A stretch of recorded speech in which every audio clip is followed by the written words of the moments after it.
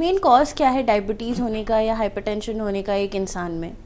Main आजकल है सो बोले तो ये बिजी लाइफ में, फॉर एग्जांपल हम लोग देखें तो हैदराबाद ही है, लीजिए इतना बिजी रहता है कि सुबह में जब लोग 8 बजे निकलते हैं तो रात में 9-10 बजे तक घर पहुंचते हैं। तो उनको करेक्ट टाइम में फूड नहीं रहता, मतलब करेक्ट टाइम में फूड खाना बोल के एक आइडिया भी नहीं रहता, और करेक्ट डाइट लेना बोल के भी ये नहीं रहता।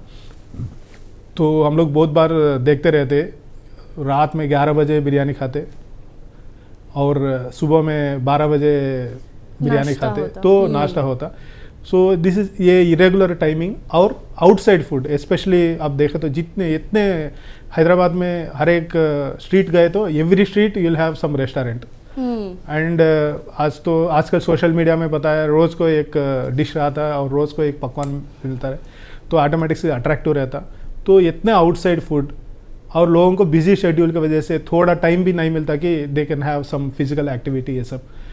तो ये सब रीजंस बोले तो busy life, lack of physical activity and lot of outside food, ये सब रहने से ये रहने से आपको डायबिटीज आने का चांस रहता।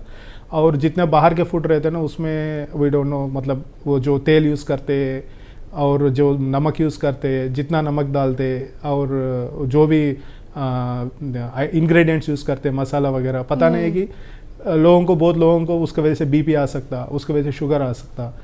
तो ये पूरा ये this are all reasons. Main से लाइफस्टाइल